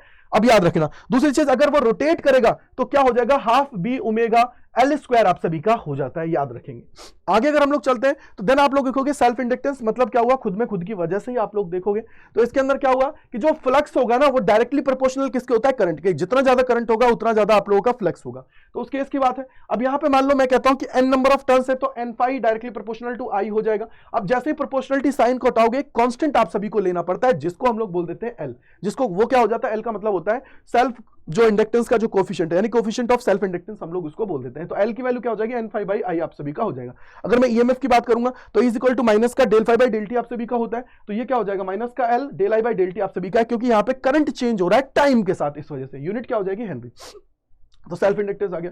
अगर मैं यहाँ पे बोलता हूँ सेल्फ इंडक्टेंस ऑफ सोलिनॉइड की बात करोगे तो इस केस के अंदर आप लोगों का क्या हो जाता है, बोलो सर ये हो जाएगा L is equal to mu R mu naught N square A L हो जाएगा। अब कैपिटल एन नहीं, small N, N square A L है, ठीक है जी, समझ आ गया होगा। और यहाँ पे स्मॉल एन को हम लोग क्या बोलते हैं, अभी अभी हम लोग पढ़ के आए थे, उसको हम लोग बोलते हैं number of turns per unit length की बात करेंगे। अगर मैं म्यूचुअल इंडक्टेंस की बात करूंगा तो भैया आप लोग बोलोगे कि सर मेरे पास एक कॉइल है, उसके अंदर चेंज हो रहा है, उसकी वजह से सामने जो रखी हुई है ना कॉइल, उसके अंदर भी चेंज देखने को मिल रहा है। जैसे होता है ना कि खरबूजे को देख के खरबूजा रंग बदलता है, वही कहानी है। तो इसका मतलब म्यूचुअल इंडक्टेंस की कहानी अगर आप लोग देखोगे तो आप बोलोगे कि φ2 is directly proportional to current हो जाएगा, और φ2 इज इक्वल टू क्या हो जाएगा, बोलो प्रोपोर्शनलिटी साइन को हटाओगे तो mi1 आप लोग लिख दोगे। अब याद रखना, अगर तुम पहले सेकंड का फ्लक्स ले रहे हो तो करंट पहले का होगा, और करंट फ्लक्स पहले का ले रहे हो तो करंट सेकंड का होगा, ठीक है जी, याद रख लेना। तो m is equal to φ2 divided by i1 है। इसी तरीके से आप लोग निकालोगे कि E2 इज इक्वल टू, यानी कि सेकंड के अंदर ईएमएफ इंड्यूस्ड कितना होगा, माइनस का m del i1 divided by del t आप सभी का हो जाता है। अब मैं बोलता हूं कि मान लो तुम्हारे पास दो सेल्फ इंडक्टेंस दे रखे हैं कॉइल्स के, कॉइल जो है उनके दो दे रखे हैं, तो उस केस के अंदर अगर उसका मेरे को म्यूचुअल इंडक्टेंस निकालना है तो क्या होगा, तो अंडर रूट का L1 L2 आप सभी का हो जाता है। वहीं अगर मैं म्यूचुअल इंडक्टेंस ऑफ सॉलिनॉइड निकालना चाहता हूं तो क्या हो जाएगा, बोले sir capital N, M is equal to mu naught capital N N2 A divided by L आप सभी का हो जाता है, ये याद रख लीजिएगा। आगे अगर मैं जाता हूं तो यहीं पे आप बोलोगे कि यार एसी जनरेटर का क्या होता है, बोलो सर एसी जनरेटर, पहली बात तो जनरेटर क्या होता है, जो मैकेनिकल एनर्जी को इलेक्ट्रिकल एनर्जी में कन्वर्ट करता है, साथ ही साथ इलेक्ट्रोमैग्नेटिक इंडक्शन के फिनोमेना पे वर्क करता है। आप बोलोगे कि कॉइल यहां पे क्या कर रही है, फील्ड जो है ना नॉर्थ पोल और साउथ पोल के बीच में, इसको कट कर रही है, कट करने की वजह से इसके अंदर आप सभी को क्या देखने को मिल रहा है, ईएमएफ इंड्यूस्ड आप सभी का हो रहा है। तो ईएमएफ क्या हो जाएगा, बोलो sir E is equal to E naught sine omega T है, ई नॉट की वैल्यू क्या होती है, NBA ओमेगा आप सभी का हो जाता है। तो ये आपका हुआ यहाँ पे 6 चैप्टर कंप्लीट। अब बात करते हैं 7 चैप्टर के अंदर कि अल्टरनेटिंग करंट क्या होता है। बोला सर जिसकी वैल्यू कंटिन्यूअसली चेंज हो रही है पीरियडिकली, आप लोग बोलोगे, यानी कि sir alternating current is one which changes. अब चेंजेस क्या हो रहा है, इन मैग्नीट्यूड कंटिन्यूअसली, और सेकंड चीज क्या होती है, डायरेक्शन पीरियडिकली। जो आप लोगों के जो पीरियडिकली चेंज हो रही है ना डायरेक्शन, उसकी बात कर रहे हैं। तो आप बोलोगे सर अभी हमने थोड़ी देर पहले पढ़ा था 6th चैप्टर के एंड में कि यार हमारा ईएमएफ क्या था, is equal to E naught sine omega T था। अब अगर इंटरनल रेजिस्टेंस एब्सेंट है तो आप बोलोगे सर ईएमएफ वही हमारा किसके बराबर हो जाएगा, टर्मिनल पोटेंशियल डिफरेंस के। तो इस वजह से हम लोग उसको लिख सकते हो v equal to V not sine omega T. अब याद रखना v बराबर क्या होता है, आई आर। अगर मुझे i की वैल्यू निकालनी है तो v डिवाइडेड बाई आर कर दूं, काम हो जाएगा। तो इस केस में क्या हो जाएगा, i is equal to I not sine omega T. I naught और वी नॉट जो है ना, ये मैक्सिमम वैल्यू ऑफ, या मैक्सिमम मैं बोलूंगा peak value of current and voltage है, ठीक है जी। अब मैं बोलता हूं पहली चीज कि यार अगर मेरे पास कोई भी साइकिल है, अगर मैंने बोला कि मान लो मैं कंप्लीट साइकिल की बात करता हूं तो उसके लिए आई एवरेज करंट की वैल्यू कितनी होगी, फुल साइकिल के लिए 0 होगी, हाफ साइकिल होती है उसके लिए कितना हो जाता है, अगर मैं एवरेज करंट की बात करता हूं तो 2 आई नॉट बाई पाई हो जाता है, इसी को लिख सकते हो 0.636 आई नॉट। वहीं अगर हाफ वोल्टेज की बात करूंगा तो 2 V naught divided by pi होगा, और 0.636 वी नॉट आप सभी का हो जाता है। अब आरएमएस की बात कर ले तो आई आरएमएस क्या हो जाता है, I naught by under root 2 होता है, V RMS is equal to V naught by under root 2 होता है। अब कंडीशन ये आती है कि मान लो मैं आप सभी से कहता हूं, अब यहां पे एक चीज और हो सकती है, पहले मैं रिएक्टेंस के बारे में बात कर लेता हूं। तो रिएक्टेंस क्या होता है कि यार देखो, जब आप लोग इंडक्टिव सर्किट को यूज करोगे, कैपेसिटिव सर्किट को यूज करोगे, तो वहां पे आपकी वैल्यू निकल के आती है। तो वहां पे आप लोग जब V बाई आई का रेशियो बनाओगे तो वो किसी के बराबर आता है। तो उस केस की बात हम लोग कर रहे हैं, इंडक्टिव रिएक्टेंस। रिएक्टेंस क्या हो गया, बेसिकली ये आप लोगों का क्या हो रहा है, जब आपका एसी करंट फ्लो हो रहा है तो उसके रास्ते में क्या हो रही है, रुकावट आ रही है, ठीक है जी। तो वहां पे बात करोगे तो इंडक्टिव रिएक्टेंस क्या हो जाएगा, XL is equal to omega L हो गया। और कैपेसिटिव रिएक्टेंस की बात करोगे तो X is equal to 1 upon omega C, आप सभी का 1 अपॉन ओमेगा सी हो गया। अगर मैं फेज डिफरेंस की बात करता हूं तो क्या होता है, देखो वोल्टेज यानी कि जो आपकी ईएमएफ या वोल्टेज की जो इक्वेशन है ना, उसके अंदर कोई प्रॉब्लम नहीं है। जो चेंज आएगा ना वो करंट के अंदर ही आएगा कि यार I is equal to I not sine omega T plus minus, आप यहां पे फाई लिखोगे, क्या हो जाएगा, प्लस माइनस फाई आप लोग लिखोगे। प्लस है तो करंट आगे, माइनस है तो करंट पीछे है।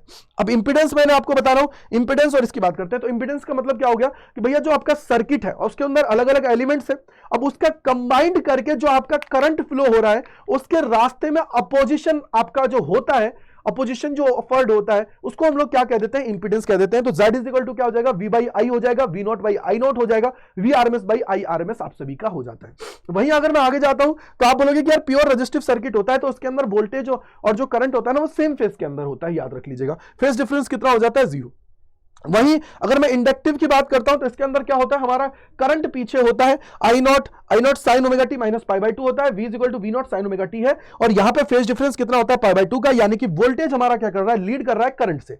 वहीं अगर मैं बात करता हूं प्योर कैपेसिटिव सर्किट के अंदर, यहां पे आप बोलोगे कि यार V is equal to V not sine omega T है, लेकिन करंट यहां पे क्या कर रहा है, लीड कर रहा है, क्यों, पाई बाई 2 है प्लस का। यहीं पे आप देखोगे कि कैपेसिटिव रिएक्टेंस की वैल्यू जो आप लोग देखते हो ना, x is equal to 1/ωc जो आप सभी का होता है, उसको यहीं से हम लोग देखते हैं। अब बोलते हैं कि यार सीरीज एलसीआर सर्किट यूज होगा तो क्या होगा। देखो सीरीज एलसीआर सर्किट के अंदर मैं 2-3 चीजें बोल रहा हूं, वो याद रखना है। पहला चीज, अगर वोल्टेज निकालना है ना किसी भी एलिमेंट के अक्रॉस, तो कभी भी डायरेक्ट जोड़ने मत बैठना। आपको निकालना है V net is equal to under root का वी आर का square plus V L minus V C का स्क्वायर। अब जो चीज है उसको रखो और उसके अकॉर्डिंग आपको निकालना है। फेज डिफरेंस क्या हो जाता है, बोला सर 10 फाई होता है ना, is equal to XL minus XC divided by R है। अब यहां पे अपोजिट लिखा हुआ है तो इसका मोड लगा दो तो कोई फर्क नहीं पड़ेगा। Z इज इक्वल टू क्या होता है, इंपेडेंस अंडर रूट का R square plus XL minus XC का स्क्वायर आप सभी का हो जाता है। अब याद रखना रेजोनेंस सर्किट होता है। रेजोनेंस का मतलब क्या होता है, जब आपका इंडक्टिव रिएक्टेंस कैपेसिटिव रिएक्टेंस के बराबर होता है, उस कंडीशन की बात कर रहे हैं। तो वहां पे क्या हो जाता है, XL is equal to omega L हो जाता है। 1/ωc इज इक्वल टू क्या हो जाएगा, देखो ये 1/ωc is equal to omega L है। यहीं से ओमेगा की वैल्यू की बात निकालोगे तो 1/√LC हो जाएगा। ओमेगा को रखोगे 2πf, तो f is equal to 1/2π√LC आप सभी का हो जाता है। याद रख लीजिएगा, ठीक है। अब यहीं पे आता है क्वालिटी फैक्टर की। आप देखो कई बार क्या होता है कि दो सिग्नल्स एक साथ मैच कर रहे होते हैं, तो उनको इंडिविजुअल देखने के लिए, तुम्हें क्वालिटी बेस्ट प्रोवाइड कराने के लिए हम लोग क्वालिटी फैक्टर की बात करते हैं। वो होता है omega R L divided by R की बात हम लोग कर रहे हैं, ठीक है जी। आगे हम लोग पावर डिसिपेट की बात करते हैं, तो P इज इक्वल टू क्या होता है, V R M S I R M S cos phi आप सभी का हो जाता है। कॉस फाई की बात करते हैं तो ये आपका पावर फैक्टर कहलाता है, जिसको आप लोग लिख सकते हो आर बाई जेड की फॉर्म में। क्या लिखते हो, आर बाई जेड है। जेड क्या होता है, इंपीडेंस, यानी कि अंडर रूट का R square plus XL minus XC का स्क्वायर आप सभी का हो जाता है। राइट है, समझ में आ गया। अब यहीं पे बोलोगे कि यार अगर फाई 0 है तो उस केस के अंदर ये मैक्सिमम पावर होगी, यानी कि रेजिस्टिव सर्किट की बात करोगे। पावर जब 0 है तो वो कौन सा केस है जहां पे रेजिस्टेंस नहीं होता, यानी कि इंडक्टिव और कैपेसिटिव की बात हम लोग यहां पे कर रहे हैं। वॉटलेस करंट का मतलब क्या होता है, जब आपका प्योर इंडक्टिव और कैपेसिटिव सर्किट होता है ना, उस केस के अंदर जो पावर लॉसेस होते हैं ना वो क्या होते हैं, 0 होते हैं।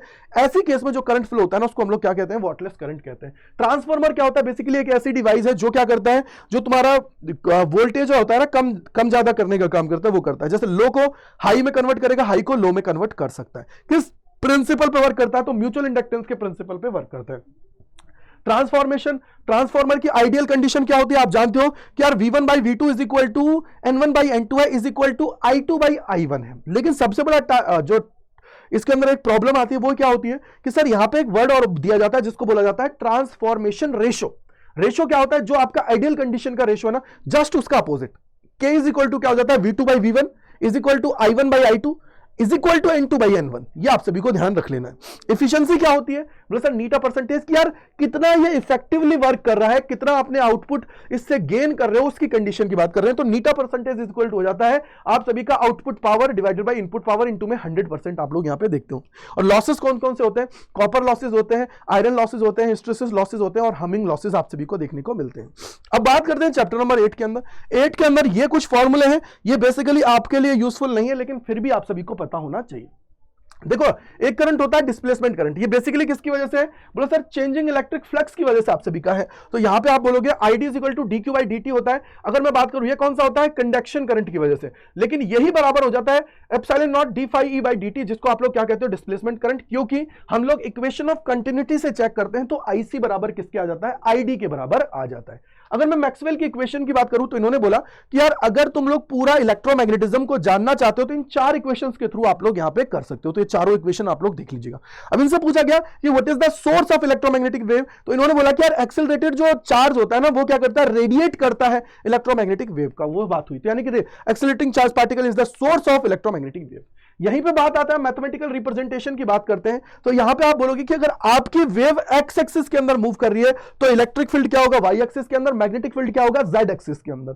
याद रखना के साथ जो लिखा हुआ है ना वो आप सभी का क्या बता रहा है, डिनोट कर रहा है कि वेव आपकी कौन सी डायरेक्शन के अंदर जा रही है। ये क्या है, वेव की इक्वेशन है। तो ई नॉट साइन के एक्स माइनस ओमेगा टी है, B Z is equal to B naught sine के एक्स माइनस ओमेगा टी है। यहीं पे आपको एक और चीज याद रखना है, वो ये होता है भैया कि यार E not by B not is equal to आप सभी का क्या हो जाएगा बेटा जी, सी हो जाएगा, सी हो जाएगा। या इसी को आप लोग क्या लिख सकते हो, E R M S by B R M S, ठीक है बेटा जी, इज इक्वल टू क्या हो जाएगा, या फिर बोल सकते हो ई, यार इसको एक साथ ही लिख लो ना, एक साथ कर लो, एक काम करते हैं, एक साथ लिख देता हूं, आ जाओ।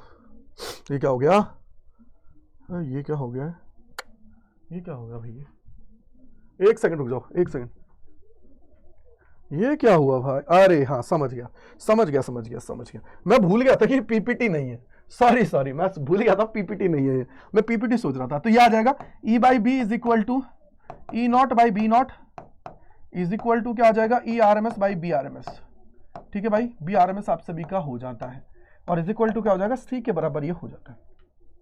अगर मैं यहां पे बोलता हूं कि करंट जो आप सभी की डेंसिटी है वो कितनी हो जाती है, बोलो सर यहां पे इलेक्ट्रिक फील्ड के लिए निकालोगे तो 1/2 एप्सिलॉन नॉट ई आरएमएस का स्क्वायर हो जाता है। अगर आप बी की बात करते हो मतलब मैग्नेटिक फील्ड के लिए तो 1/2 अंडर रूट का बी आरएमएस का स्क्वायर डिवाइडेड बाय क्या हो जाएगा, म्यू नॉट।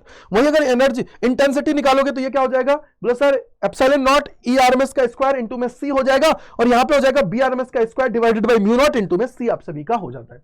अब मैं बात करता हूं यहां पे वेव्स की, तो आपको एक चीज पता होनी चाहिए कि energy is directly proportional to होता है फ्रीक्वेंसी के, यानी कि जिसकी एनर्जी ज्यादा होगी उसकी फ्रीक्वेंसी भी ज्यादा होगी, साथ ही साथ इनवर्सली प्रोपोर्शनल होता है लैम्डा के, कि यार जिसकी वेवलेंथ ज्यादा है ना उसकी एनर्जी कम है और उसकी फ्रीक्वेंसी भी कम है। सबसे पहले हम लोग रेडियो वेव्स की बात कर लेते हैं, तो किसने इन्वेंट किया था, मार्कोनी ने। एप्लीकेशन क्या है, तो आप बोलोगे जितना यह होता है ना मेरी बाबू ने थाना थाया, यानी कि जितना आप कम्युनिकेशन जो होता है, जितना भी रेडियो हुआ, टेलीविजन कम्युनिकेशन हुआ, उसके अंदर हम लोग इसको यूज करते हैं। मोबाइल फोन कम्युनिकेशन के अंदर भी हम लोग रेडियो वेव्स को यूज करते हैं। वहीं अगर मैं माइक्रोवेव्स की बात करता हूं तो इनको हम लोग जनरली रडार जो होता है ना, रडार टेक्नोलॉजी, उसके अंदर हम लोग यूज करते हैं। या फिर मैं बोल सकता हूं एयरक्राफ्ट नेविगेशन होता है, जो आपका एरोप्लेन्स वगैरह होता है ना, उनको नेविगेट करने के लिए इसको यूज किया जाता है। ठीक है जी। इंफ्रारेड क्या होती है, बोला सर इसी का दूसरा नाम होता है हीट वेव्स, जो आप सभी सबसे ज्यादा गड़बड़ करते हो हीट वेव्स में, तो इसी का नाम होता है। ठीक है, और ये क्या होती है, रेडियली ऑब्जॉर्ब कर ली जाती है वाटर के द्वारा। विजिबल सबसे ज्यादा जो हम लोग यहां से सारी चीजों को देख रहे हैं ये विजिबल के अंदर आती है। अल्ट्रावायलेट की बात करते हैं तो बेसिकली आप ये बोलोगे कि सर इससे हमारे बहुत सारे काम में अभी ये प्रेजेंटली आ रही है। जैसे आप देखोगे कि यूवी टेक्नोलॉजी आप लोग यूज कर रहे हो वाटर प्यूरिफिकेशन के अंदर। और क्या हो सकता है, और क्या हो सकता है, बोलो सर इसके अलावा लंबे टाइम तक खाने को सही रखने के लिए इसका यूज किया जाता है। आपके क्रिस्टल स्ट्रक्चर्स होते हैं ना, उनके अंदर भी जो मॉलिक्यूलर स्ट्रक्चर्स होता है वो देखने के लिए भी हम लोग इसी को यूज करते हैं। एक होती है एक्सरे। एक्सरे को आपको पता ही है कि सर हम लोग जो मेडिकल साइंस होता है ना उसके अंदर हम लोग सबसे ज्यादा यूज करते हैं, जिससे हमारी जो बोन्स वगैरह होती है इनके अंदर जो फ्रैक्चर्स वगैरह हो जाते हैं ना, उसको देखने के लिए हम लोग इसको यूज करते हैं।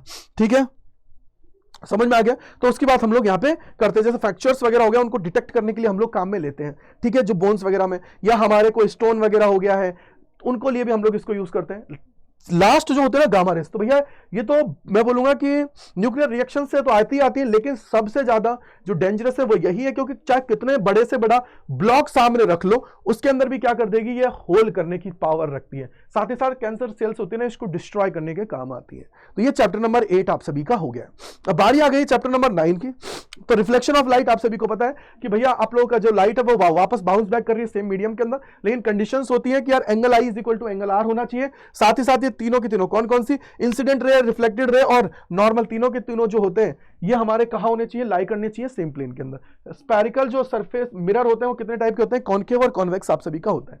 मिरर फॉर्मूला क्या होता है, 1/f is equal to 1/v plus में 1/u होता है। u आप सभी की क्या हो जाती है, डिस्टेंस होती है ऑब्जेक्ट तक की, v क्या होती है इमेज तक की डिस्टेंस होती है, f क्या होती है फोकल लेंथ ऑफ मिरर आप सभी की हो जाती है।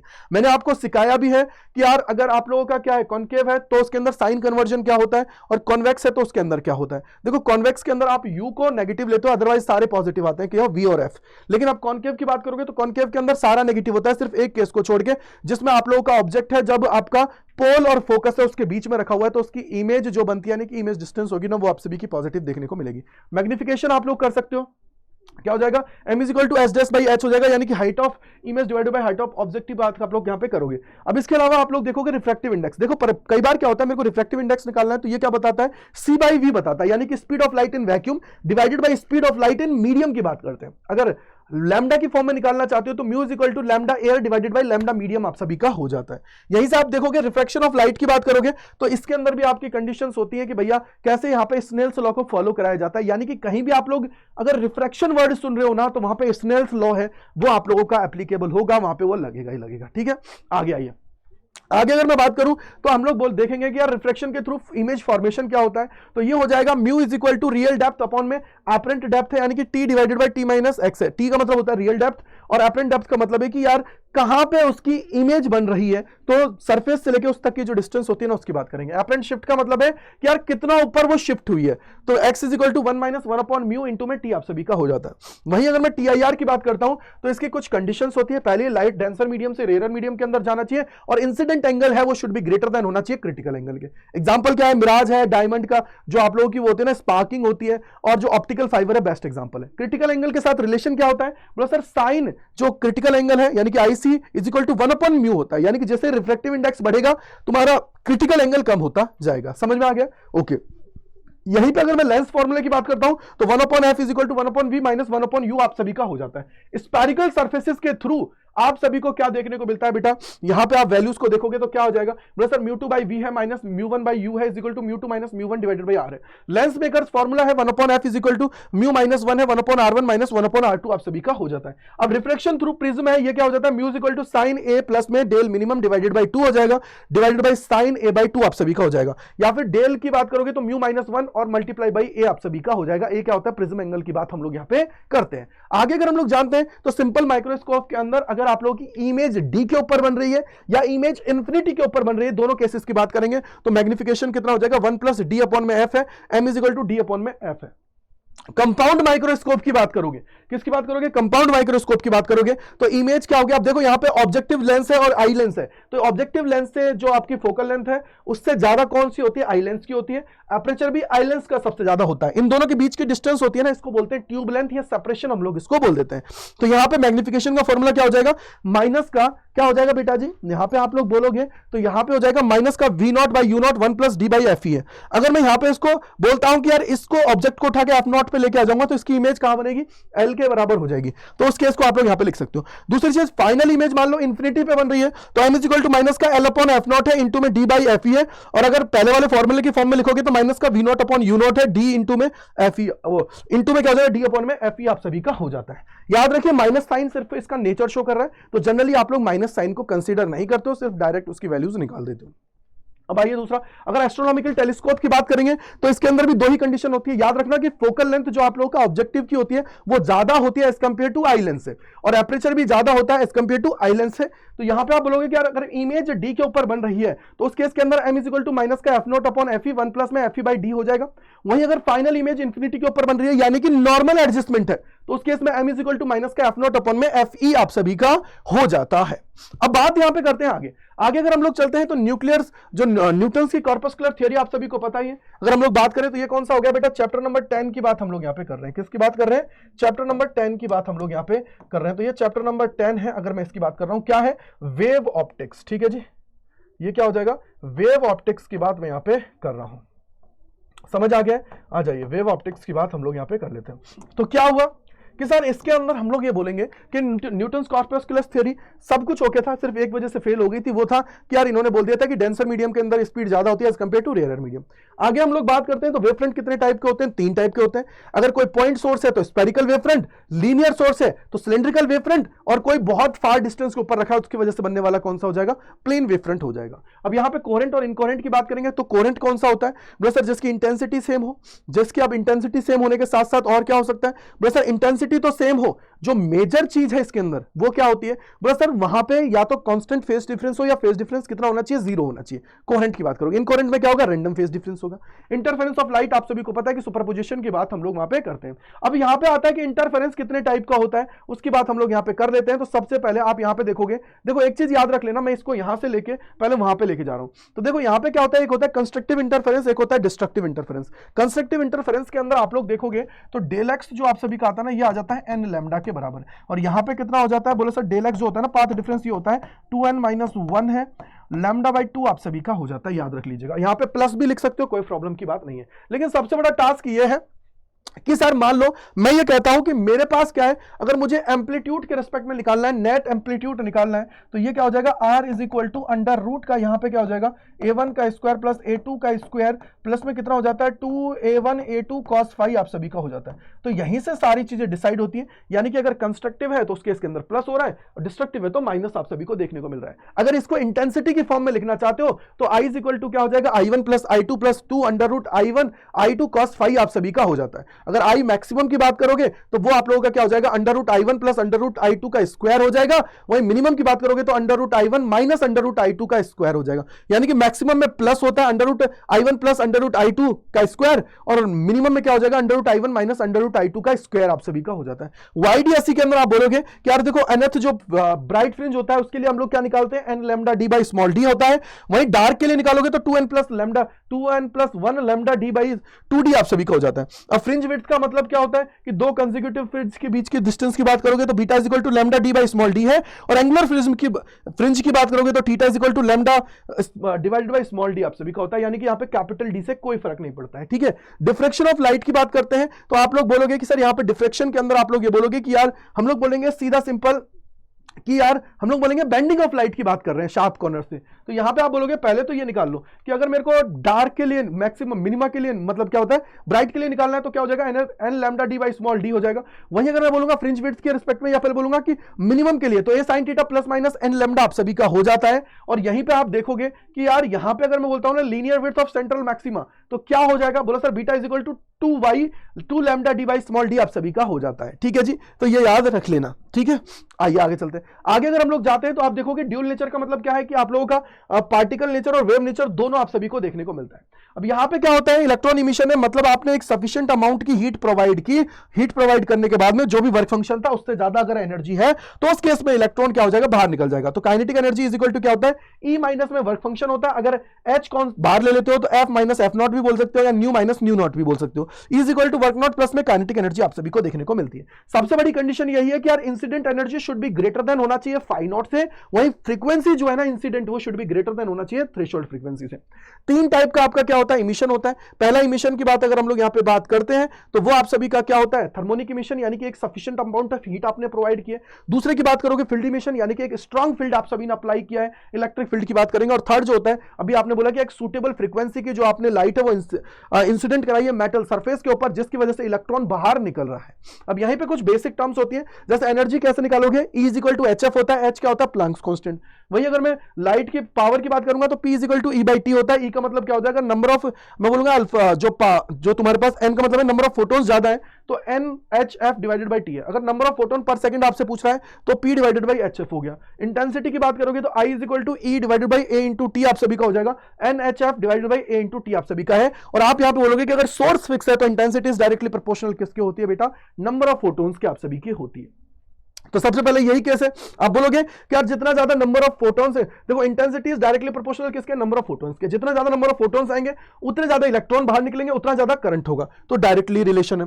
वही अगर मैं आपको बोलता हूं कि देखो एक आपका वर्ड होता है जिसको बोलते हैं स्टॉपिंग पोटेंशियल, यानी कि जहां पे करंट की वैल्यू जीरो हो जाती है, तो यहां पे करंट की वैल्यू जीरो है। अब आपने अलग अलग अगर इंटेंसिटीज दी है तो उसकी वजह से आप लोगों को अलग अलग करंट की वैल्यू मिलेगी, क्योंकि इंटेंसिटी का ही बोलोगे कि डायरेक्टली प्रोपोर्शनल किसकी होती है, करंट की। वही अगर मैं बोलता हूं कि अगर तीन अलग अलग मेटल सरफेस आप लोगों ने ले ली है तो उसकी वजह से आप बोलोगे कि उन तीनों का स्टॉपिंग पोटेंशियल अलग अलग आप सभी को देखने को मिलेगा, अगर इंटेंसिटी सेम आप लोगों ने वहां पे बात कर रहे हो। अगर मैं यहां पे बोलता हूं कि यार इन दोनों मेटल सरफेस की बात करोगे तो आप लोग जानते हो, आपने एक रिलेशन निकालते हो ना कि क्या निकालते हो, अगर मैं यहां पे बात करूं तो बोलोगे कि यार kinetic energy is equal to h f minus h F not है, और आप यहां पे इसको क्या लिखते हो, बोला ई वी नॉट लिखते हैं ना, तो ये क्या हो जाएगा H F divide is equal minus में एच एफ नॉट हो जाएगा।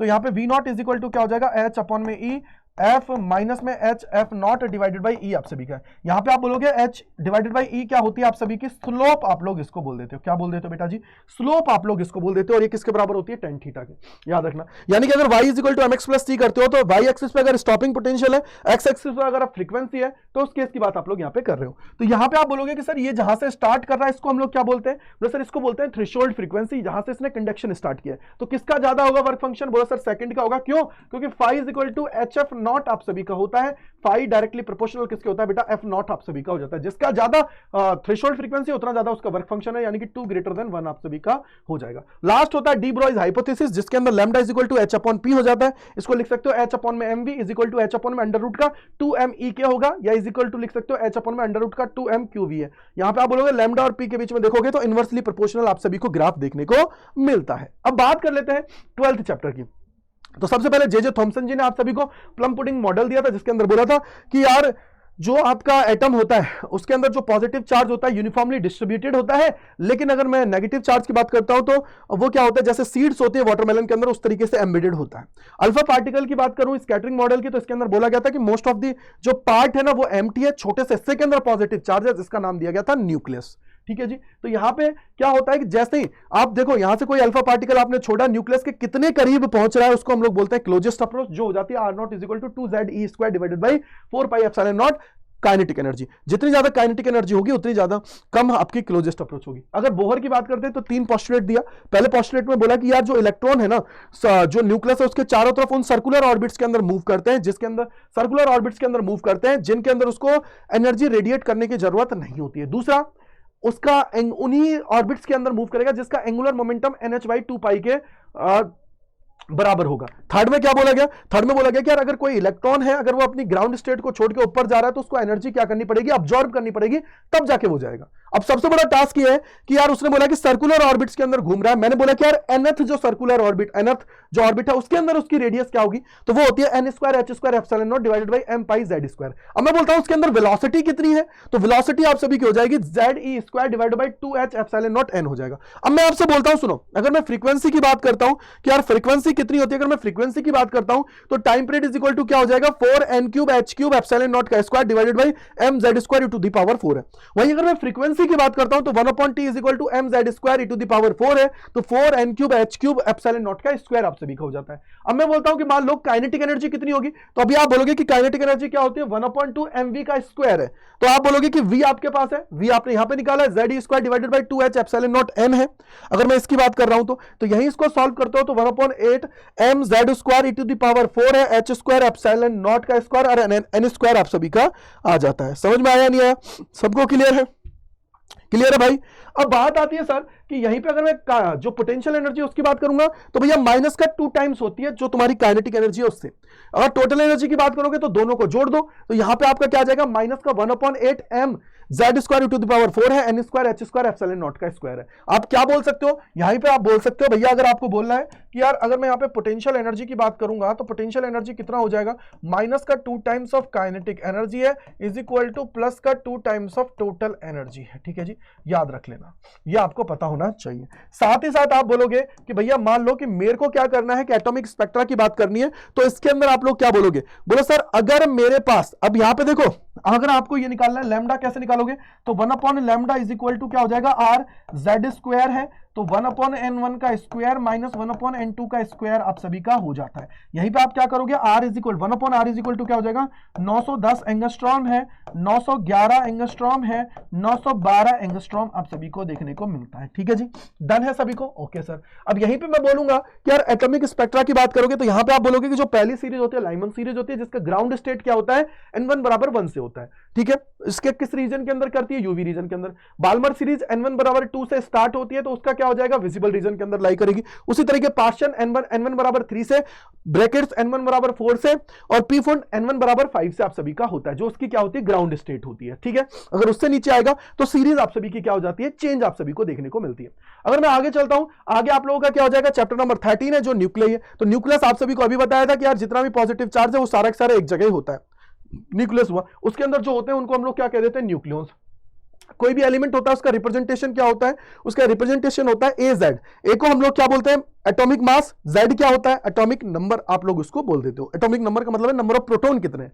आइसोटॉप्स क्या होते हैं सर? जिनका बेस सेम होता है और जिनके नंबर ऑफ न्यूट्रॉन से सारी चीजें चेंज हो जाती है। जैसे हाइड्रोजन के आइसोटॉप यानी कि 1h1 है, 1h2 है, 1h3 है। ऑक्सीजन के लिए भी निकाल सकते हो कि यार 8 और 16 है, 17 और 18 के फॉर्म में भी आप लोग निकाल सकते हो। वहीं अगर मैं बात करता हूं आइसोबार्स, जिनका ऊपर वाला जो है ना, यानी कि जिसका हम लोग बोले कि मेरे पास x = a/z है, तो जिसका a सेम है, ए सेम है बट Z डिफरेंट है, यानी कि जिसका एटॉमिक नंबर क्या है? डिफरेंट है। तो 8 और 17 हो गया, 9f17 हो गया। आइसोटॉप्स की बात करते हैं तो ये क्या होता है? बोला सर नंबर ऑफ न्यूट्रॉन्स के बेसिस पर आप लोग क्या करते हो? उसको अलग अलग करते हो। जैसे यहां पे क्या हो जाएगा? मैं बोलता हूं कि जैसे हाइड्रोजन के जो थर्ड आइसोटॉप है उसको हीलियम के साथ कनेक्ट करोगे तो 1s3 और 2he4 आप सभी का होता है। अब यहां पे बोलते हैं कि रेडियस ऑफ न्यूक्लियस क्या हो जाएगी? बोलो सर r = r0। क्या होता है? r = r0 a⁻1/3 है। तो बोलोगे कि रेडियस इज डायरेक्टली प्रोपोर्शनल होता है cube root of atomic mass. ठीक है, r0 क्या होता है? इंपेरिकल कांस्टेंट होता है 1.2 × 10⁻⁻15 fm आप -15 है मीटर हुआ, 1.2 fm आप सभी के इसकी वैल्यू होती है।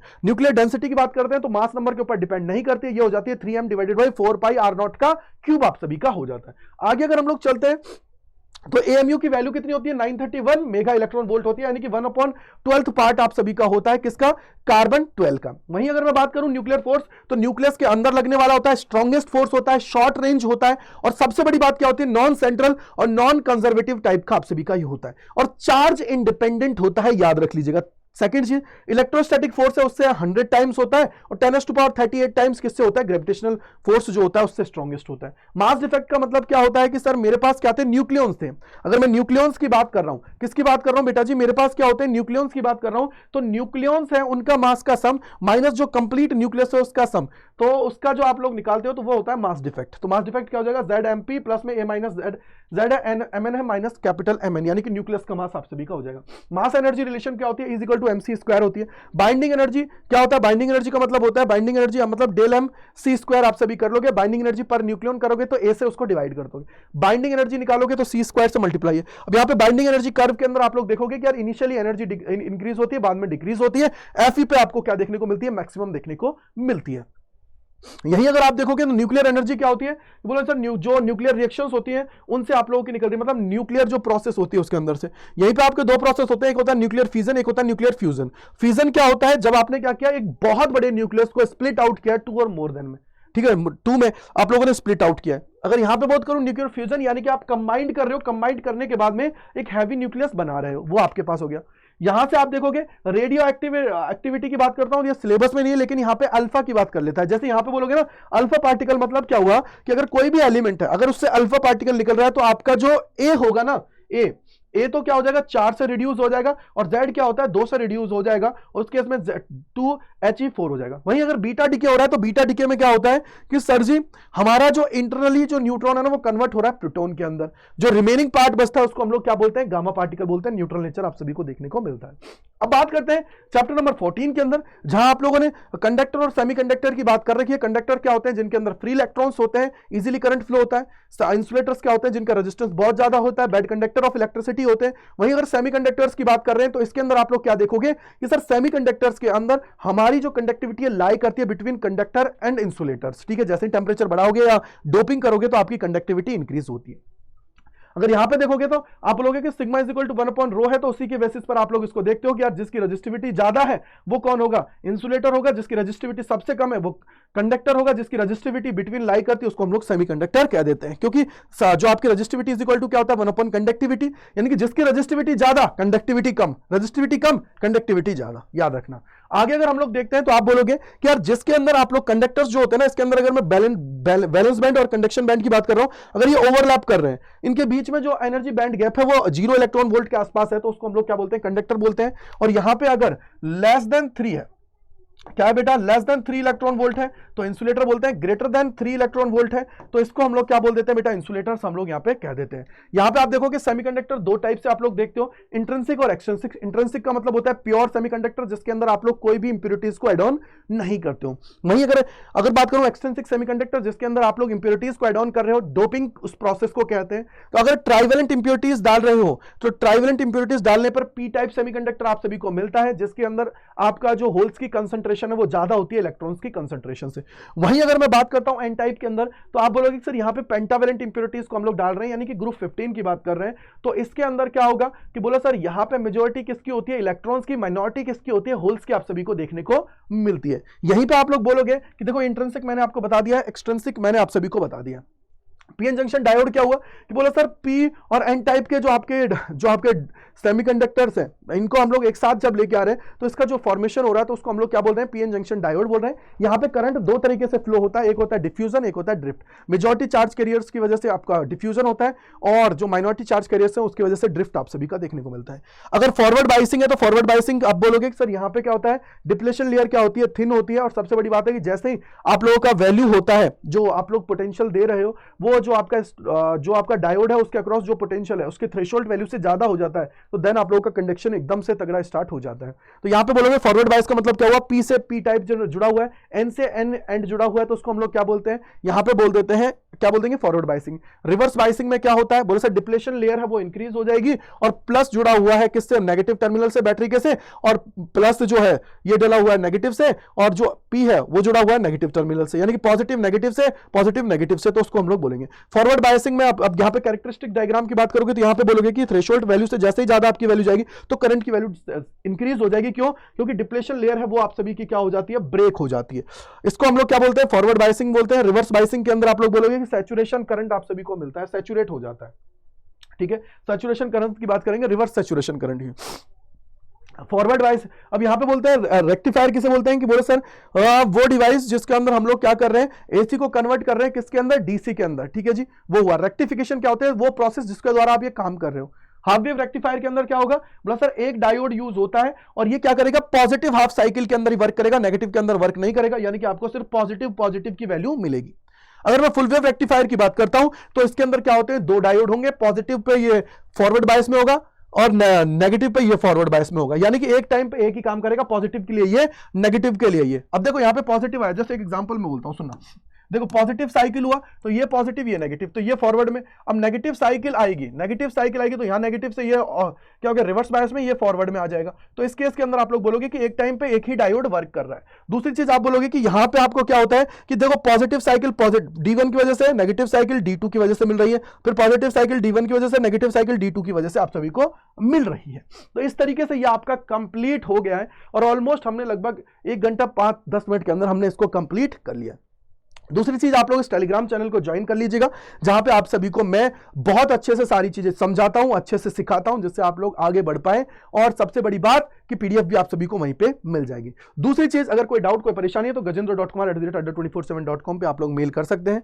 तो आप सभी का बहुत बहुत शुक्रिया मेरे साथ जुड़ने के लिए इस कंप्लीट जो क्विक रिवीजन है उसके अंदर। और सबसे बड़ी बात, अपने जितने दोस्त हैं, फ्रेंड्स हैं, सभी को शेयर कर देना भैया, जिससे उनका भी भला हो सके और कम टाइम के अंदर वो सारी चीजों को रिवाइज कर सके। So thank you, bye bye to all, God bless you, जय हिंद, जय भारत सभी को।